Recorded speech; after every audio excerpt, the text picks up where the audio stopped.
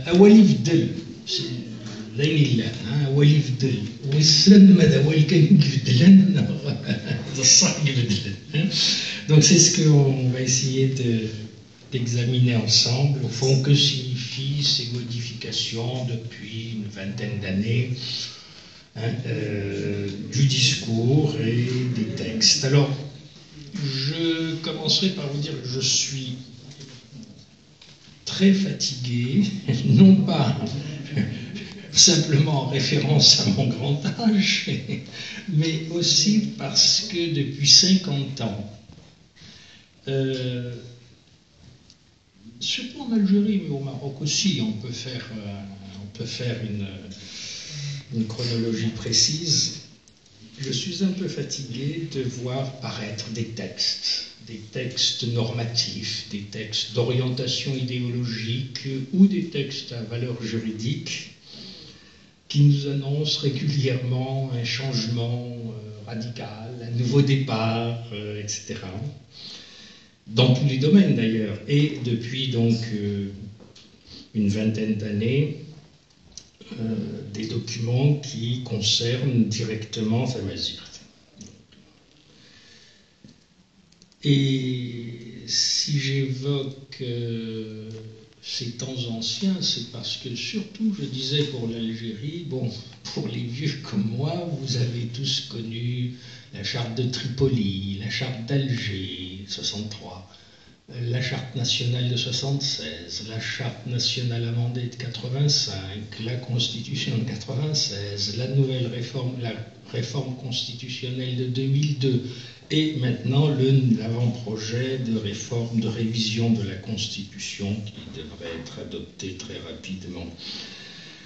On peut faire un petit peu le même type de parallèle, peut-être un peu moins riche en date du côté marocain, mais on peut remonter à des discours royaux, celui de 94, le document sur la réforme de l'éducation de 99 et ainsi de suite, et bien entendu la Constitution de 2011, de juillet 2011 au Maroc, qui annonce effectivement des lendemains radieux et des changements radicaux.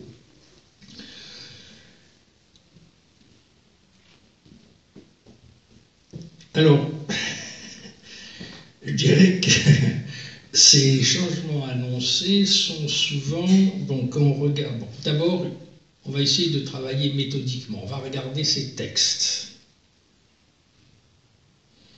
On va regarder ces textes très rapidement, et puis ensuite on verra de façon interne,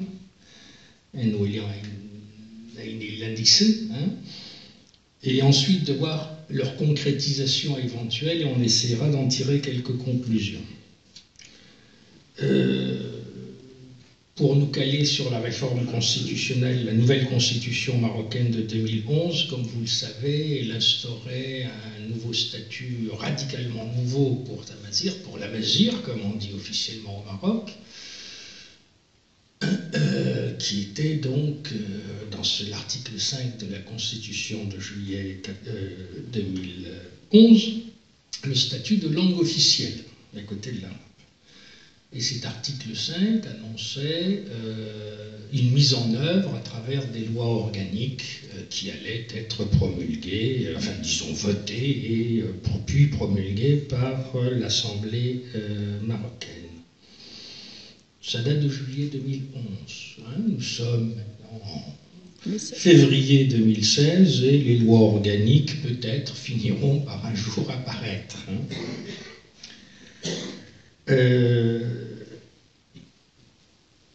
Je constate que le texte de l'avant-projet de révision de la Constitution algérienne adopte exactement la même démarche.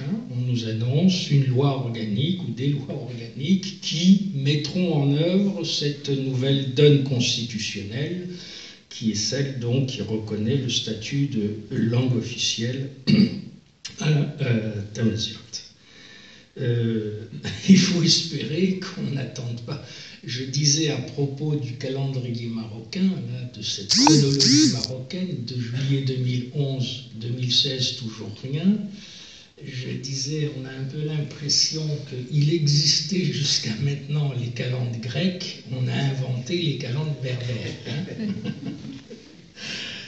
Il faut espérer qu'on ne fasse pas la même chose en Algérie, parce que, évidemment, sinon, on va très loin. Voyons maintenant en interne ces textes. Et ils se ressemblent furieusement. Hein. Des gens comme Landman qui se sont penchés dans la thèse pour en grande partie sur ce type de problème, qui se sont penchés sur ces textes précisément, ont vu combien ils se ressemblaient, comme combien le projet de révision algérien ressemblait et adoptait un peu le même type de démarche que celle du Maroc. Hein. D'abord, en particulier ce premier point que je viens d'évoquer, on pose un principe et on annonce des lois pour une loi organique qui, bon, le problème c'est que ça peut durer très longtemps. Hein. Mais si on regarde de plus près les textes, ils se ressemblent encore plus que cela. Hein. Ce n'est pas simplement dans le calendrier incertain qui est annoncé. Dans la formulation même, puisque il apparaît très clairement dans la constitution marocaine que, certes, si le berbère accède au statut de langue officielle, il est explicitement dit que l'arabe reste la langue officielle, et il est explicitement dit que les lois organiques définiront les conditions et, je dirais, le champ d'application de l'officialité. À venir, futur, potentiel, die wissen, de Tamazirt. C'est-à-dire que d'emblée, dans le texte constitutionnel marocain, on nous énonce clairement qu'il y a une langue officielle qui demeure, qui est celle de l'État marocain, et une seconde langue officielle dont on verra quels seront exactement, je dirais, les champs d'application ultérieurement. Hein, autant dire qu'il y a, comme pour ceux qui connaissent j'évoquais cette référence aussi à l'ancien système administratif qui fonctionnait dans l'Algérie coloniale. Hein, il y avait les communes de plein exercice et puis les communes mixtes, qui n'avaient pas tout à fait le même type d'organisation, c'est-à-dire les communes indigènes, pour l'essentiel. C'est un petit peu ça. Il y a une langue officielle, ce que nous dit la Constitution marocaine, il y a une langue officielle de plein exercice qui demeure, qui est l'arabe.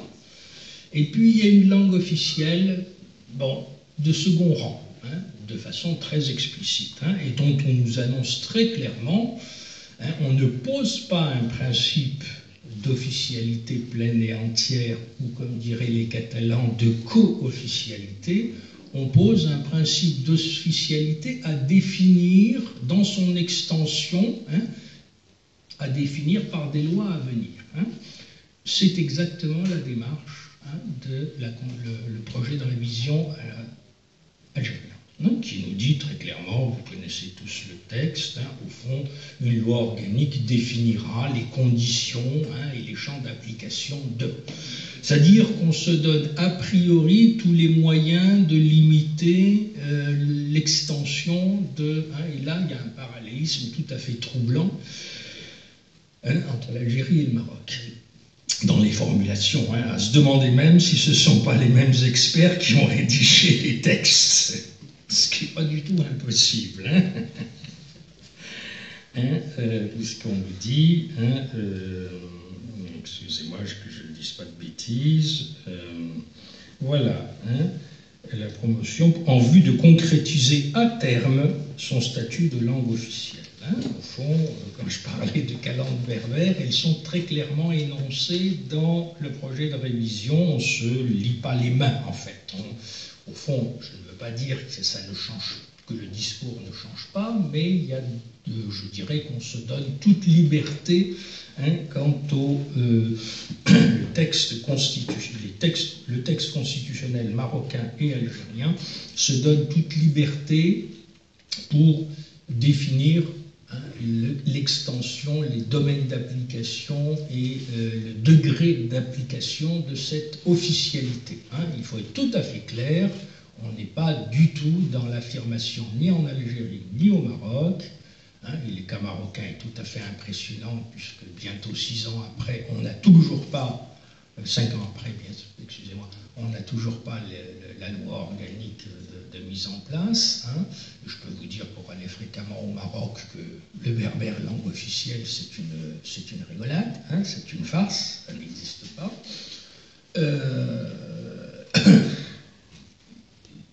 Donc, si vous voulez, le texte, de ce point de vue, les textes se ressemblent beaucoup, hein, à la fois dans cette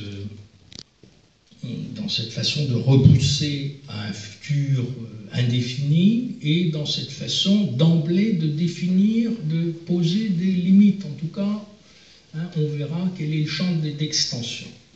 Alors, le texte algérien est encore plus étonnant. Il y a un point supplémentaire, un point d'interrogation, enfin un point qui mérite l'attention dans le texte algérien, plus nettement que dans le texte constitutionnel marocain, c'est le fait que l'article 3 affirme clairement que l'arabe demeure la langue officielle de l'État. Ce qui n'est pas tout à fait la formulation du Maroc. Le Maroc dit, bon, la mazir devient aussi langue officielle, et on verra plus tard les conditions de cette officialité. Hein. Le texte algérien énonce très clairement que c'est l'arabe qui demeure la langue de l'État. Et on rajoute à l'article 3 bis, la mazir est également langue officielle. Alors là, je ne sais pas, il y a peut-être des juristes dans la salle, mais on est perplexe. Qu'est-ce que ça veut dire? Qu'est-ce que ça veut dire qu'une langue A demeure la langue officielle de l'État et qu'il y a une langue B qui devient aussi langue officielle? C'est très étonnant parce que dans la pratique connue, en tout cas moi je ne suis pas juriste de formation, hein, je ne sais pas, bon, mais dans la pratique connue, la notion de langue officielle veut dire langue de l'État et rien d'autre. C'est-à-dire la langue de toutes les administrations publiques, du gouvernement et de toutes les institutions publiques. Donc on ne voit pas très bien où serait la place de Tamazirt dans l'affaire. Si c'est l'arabe qui est la langue officielle de l'État, que veut dire la notion de Tamazirt langue officielle? C'est très étonnant. Ou alors on a inventé quelque chose de nouveau qui, bon, on attend qu'on nous précise.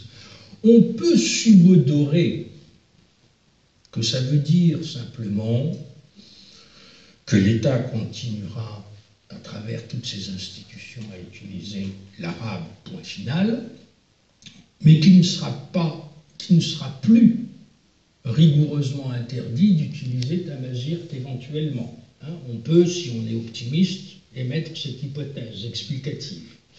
Parce qu'il faut quand même rappeler qu'actuellement, tous les textes législatifs algériens et réglementaires sont tout à fait explicites.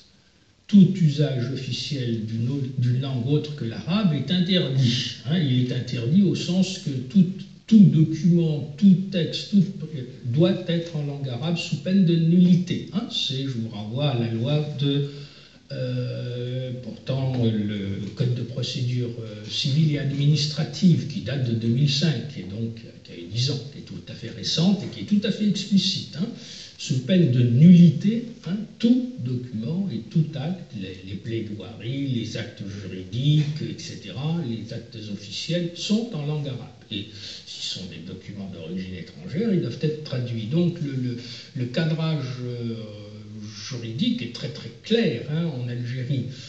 Donc, si vous voulez, on peut tout au plus imaginer que, effectivement, cette notion de seconde langue officielle, mais qui ne serait pas la langue officielle de l'État, alors à moins...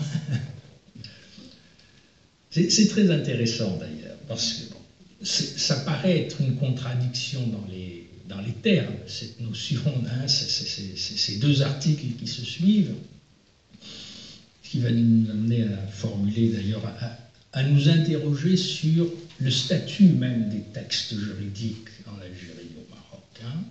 Au fond, sont-ce des normes réellement, hein? Sont-ce des normes? Non. Bon, on va y revenir. Hein. Quand on voit ce type de contradiction. Une autre contradiction qui ne nous a pas échappé, qui est tout à fait extraordinaire, contrairement, là aussi, il y a une nuance avec le Maroc quand même, quand on regarde dans le détail. C'est que le préambule de la Constitution, du projet de révision maintient la formulation l'Algérie pays arabe, ce qui a disparu dans les constitutions marocaines. Hein. Okay. On est donc dans un pays qui constitutionnellement se définit comme arabe, mais qui admet une seconde langue officielle, tamazight. Vous voyez, on n'est pas à une contradiction près. Et je m'excuse, je n'ai pas vérifié, mais je pense que c'est toujours vrai. Moi, je travaille, évidemment, je suis plus francophone qu'arabisant sur la traduction officielle française.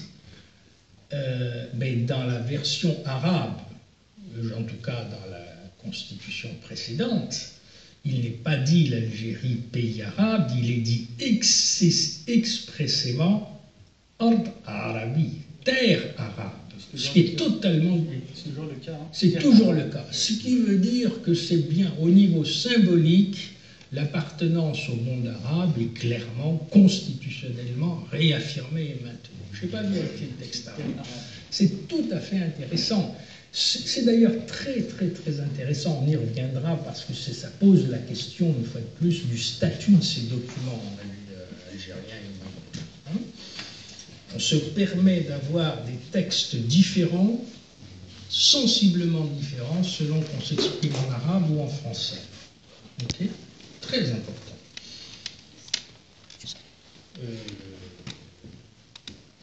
Parce que dire terre arabe, ça veut dire des choses beaucoup plus fortes, hein, beaucoup plus radicales, beaucoup plus essentielles. Hein, on est dans l'essence même hein, que pays arabe. Hein. Mais en tout état de cause, je crois que la contradiction est évidente entre d'un côté l'affirmation de l'Algérie pays arabe et de l'autre, qu'est-ce que c'est que ce pays arabe qui a deux langues officielles, l'arabe et une autre langue, le berbère. Ce supposerait, pour qu'on soit un minimum cohérent, si on veut maintenir l'Algérie pays arabe, de dire l'Algérie pays arabe et amazigh, à ce moment-là. Il a deux identités simultanées, coexistantes, ça pourrait se concevoir. Mais dire que c'est un pays arabe et qui a deux langues officielles, l'arabe, qui est d'abord la langue de l'État et l'amazigh, voilà, donc je n'irai pas plus loin dans l'analyse de ce texte, mais je dirais qu'il m'apparaît encore plus contradictoire, plus hétérogène que le texte constitutionnel marocain.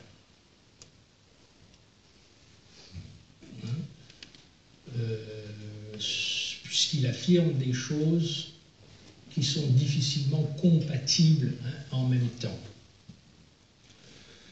Ce qui m'amène donc à essayer d'apporter une première réponse à la question « Quel est le statut de ces documents dans nos pays ?» Moi, je crois que ce ne sont pas des normes juridiques, ce sont des documents purement politiques et conjoncturels. Et c'est, je pense, le cas de tous les documents constitutionnels depuis les indépendances. Hein. Ils n'ont pas la fonction de... Ce sont des patchwork dans lesquels on met un peu tout, une chose et son contraire, de façon, au fond, hein, ce sont plus des outils de gestion politique hein, que des références au jeu des documents qui sont destinés à construire une norme juridique. Il s'agit sans doute beaucoup plus, face à une société traversée par des contradictions multiples et profondes, des horizons, des sociétés dont les composantes ont des horizons assez différents finalement, des horizons culturels, historiques assez différents, au fond de donner à chacun les arabistes, on leur dit l'Algérie est un pays arabe, les islamistes, on leur dit l'Algérie est un pays musulman, les berbères, on leur dit bon, Tamazirt est aussi langue officielle, mais ça ne mange pas de pain finalement. Au fond, on n'est pas à une contradiction près parce que ces textes finalement sont des lettres mortes. Pourquoi ? Eh bien, je vous renvoie à la révision constitutionnelle de 2002. Depuis 2002, Tamazirt est langue nationale en Algérie. Ceux qui travaillent dans ce domaine savent très bien que ça n'a eu strictement, je dis bien strictement, aucun effet sur le terrain.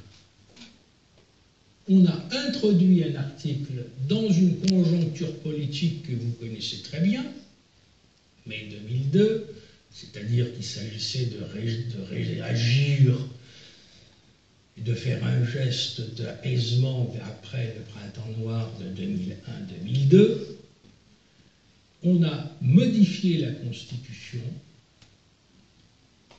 On se serait attendu, les berbères, Tamazirt devient langue nationale, que c'est un impact quelque part, au niveau de l'éducation nationale, au niveau du fonctionnement de l'État, qu'on puisse, non pas aboutir à une co-officialité, mais en tout cas à une beaucoup plus grande tolérance dans l'appareil d'État. Or, qu'est-ce qui s'est passé au contraire? Et Erdogan a beaucoup travaillé sur le sujet. C'est que, d'un côté, en 2002, on nous a rajouté l'article 3 bis, Tamazirt est également langue nationale, et en 2005, 2008, etc., je vous passerai la litanie des différents textes, on a conduit la loi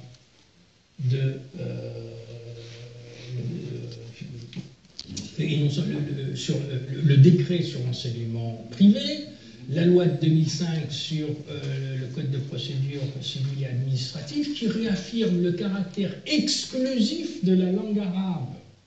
Je dis bien exclusif.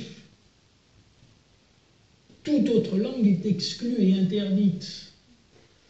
C'est-à-dire que en 2002, on modifie la Constitution pour donner une place à Tamazirt, et en 2005 et en 2008, on édicte des textes, y compris de niveau législatif, qui sont censés s'inspirer de la Constitution, dans lequel cette notion de langue nationale n'a strictement aucun effet, aucun impact, aucune trace. Au fond, ça nous confirme bien que ces textes, qui sont censés être des normes de référence, sont simplement des textes politiques conjoncturels de la gesticulation conjoncturelle qui,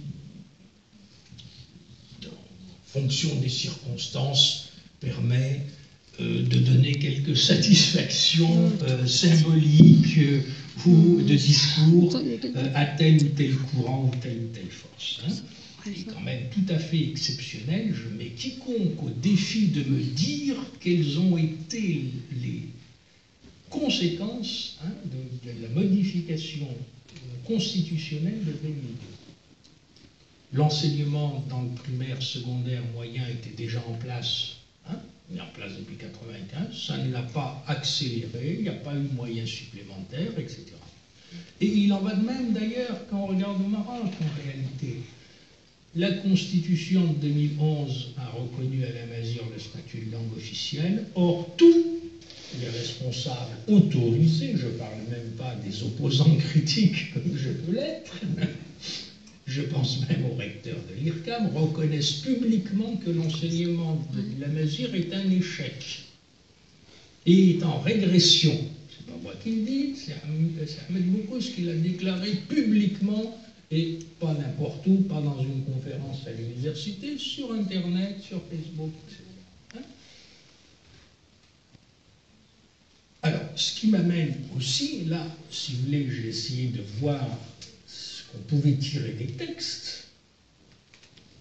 À mon avis, pas grand-chose en termes de perspective concrète. On peut essayer de se poser la question de manière plus pragmatique. Puisque ces changements institutionnels, juridiques, depuis 2002 en Algérie et depuis 2011 au Maroc, on peut se poser essayer de voir concrètement qu'est-ce qu'il en est au niveau pratique, sur le terrain, sans aller farfouiller les textes eux-mêmes et voir leurs cohérences ou leurs incohérences, ou leurs imprécisions.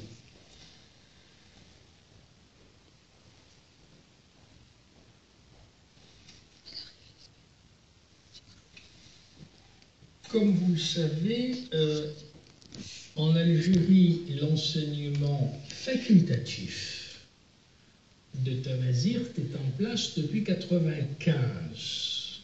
Il y a donc exactement 20 ans.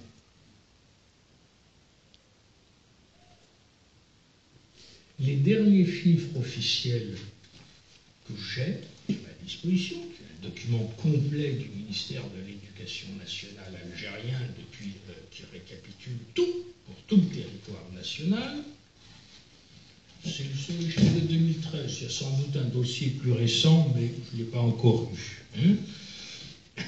Nos services de renseignement ne l'ont pas encore communiqué. Mais ça viendra.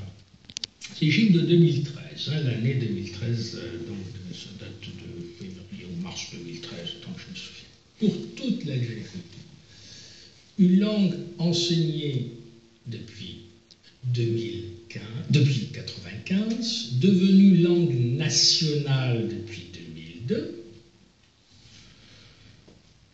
l'ensemble des élèves primaires, moyens, secondaires qui reçoivent un enseignement de Tamazirt s'élève très précisément à 234 690 élèves, soit par rapport à la population scolaire totale de l'Algérie qui dépasse les 7 millions, à peine 3% des enfants.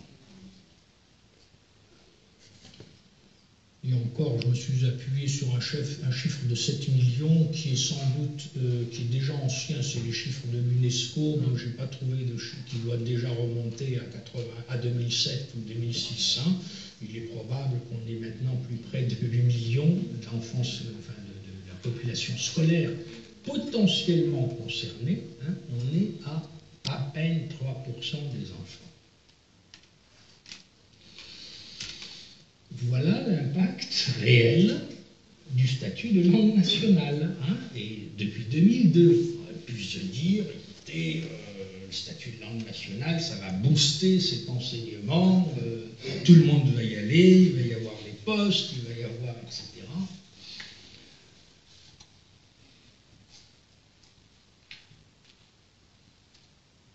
Autre petite précision intéressante et bien connue, bien établie aussi, c'est que Tamazirt est langue nationale depuis 2002 dans la constitution algérienne. On est donc à 3% maximum 3% des élèves qui reçoivent un enseignement de 3 heures par semaine. Il ne faut pas non plus délirer. C'est pas un enseignement bilingue.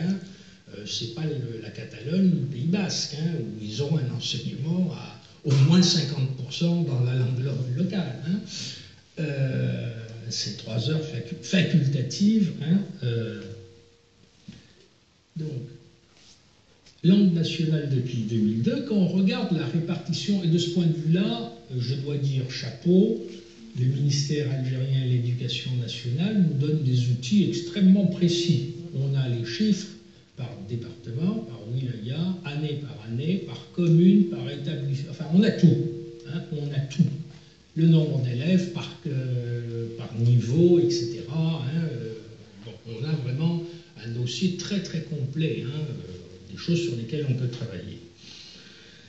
Si on regarde la répartition géographique, on s'aperçoit que 90% de ces 3% sont en Kabylie. 90%. Et ça, c'est un chiffre qui dure depuis des années et des années, hein, la proportion. Et les 10% restants, à peu près 9% dans le domaine Chaoui, et le reste, moins de 1% en réalité, je simplifie les chiffres. On a donc une langue nationale qui n'est qu'enseignée donc à 90% dans une région déterminée. C'est très amusant comme situation. En tout cas, ce sont des données pour l'Algérie, on verra que c'est exactement la même chose pour le Maroc, qui infirment, mais radicalement, le caractère, je dirais, cette assertion constitutionnelle, hein, du caractère national de la langue. Ça n'est pas une langue nationale, elle est enseignée dans une région principale, point final, et à une toute petite partie des élèves.